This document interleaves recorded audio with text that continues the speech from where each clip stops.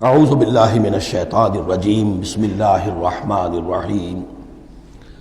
اب یہ آیت جو آ رہی ہے آیت نمبر 41 سورہ مبارکہ کی، یہ بڑی اہم ہے۔ یہ وہ شہادت علی الناس سے متعلق ہے جو سورہ بقرہ میں جو مضمون آیا تھا کہ اے مسلمانوں، تمہیں اب شہداء علی الناس بنایا گیا، جیسے کہ نبی تم پر شہید تھے یا نبی نے تم پر شہادت دی ہے۔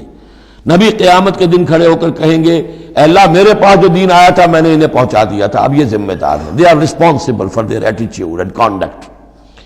تو یہ بات تمہیں کہنی ہے قیامت کے دن کھڑے ہو کے، اے اللہ، ہم نے اپنے زمانے کے لوگوں تک تیرا دین پہنچا دیا تھا۔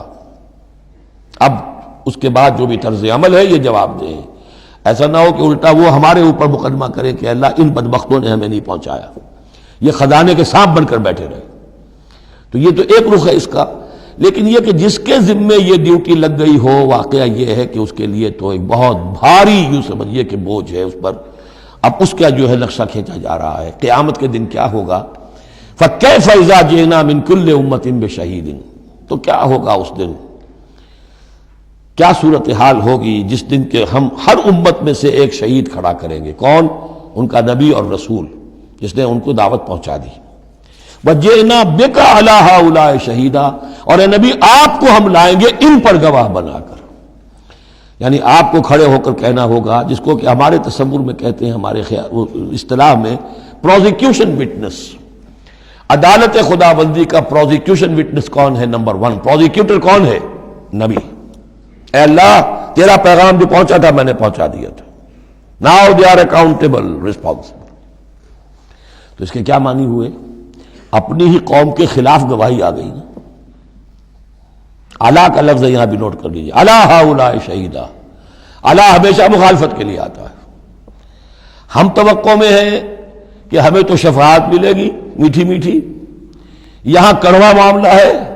اے اللہ، یہ بدبخت ہے جنہیں میں دین دے کر گیا تھا، ان کا کام تھا دین پھیلانا، انہوں نے خود دین کو چھوڑ دیا۔ تو نبی شفاعت کریں گے یا نبی مقدمہ قائم کریں گے؟ وقال الرسول یا رب ان قوم اتخذوا هذا القرآن مہجورا، اور کہیں گے رسول کہ اللہ، میری اس قوم نے قرآن کو ترک کر دیا تھا۔ اس آیت کے بارے میں ایک واقعہ بھی ہے کہ ایک مرتبہ حضور صلی اللہ علیہ وسلم نے حضرت عبداللہ ابن مسعود سے کہا کہ مجھے قرآن سناؤ۔ انہوں نے عرض کیا حضور آپ کو سناؤں؟ آپ پر تو نازل ہوا ہے۔ فرمایا ہاں، لیکن مجھے کسی دوسرے سے سن کر کچھ اور حظ حاصل ہوتا ہے، لطف آتا ہے۔ سورہ نساء انہوں نے پڑھنی شروع کی، شروع سے لے کے پڑھتے جا رہے ہیں۔ ظاہر بات ہے کہ حضور بھی سن رہے ہیں، باقی اور صحابہ بھی ہوں گے، اور حضرت عبداللہ ابن مسعود کی گردن نیچی ہے، پڑھ رہے ہیں۔ جب اس آیت پر پہنچے فَكَيْفَ إِذَا جِئْنَا مِن كُلِّ أُمَّةٍ بِشَهِيدٍ وَجِئْنَا بِكَ عَلَىٰ هَٰؤُلَاءِ شَهِيدًا، تو حضور نے فرمایا حسبک حسبک، بس کرو بس کرو۔ اور عبداللہ ابن مسعود نے سر اٹھا کر دیکھا تو حضور کی آنکھوں سے آنسوؤں کی لڑیاں چل رہی تھیں۔ اپنی قوم کے خلاف مجھے گواہی دینی ہوگی۔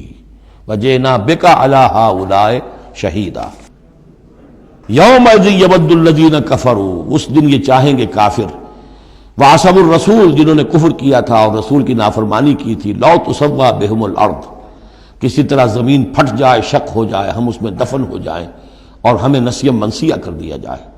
وَلَا يَكْتُمُونَ اللَّهَ حَدِيثًا، اللہ سے وہ کوئی بات چھپا نہیں سکیں گے۔ صدق اللہ العظیم۔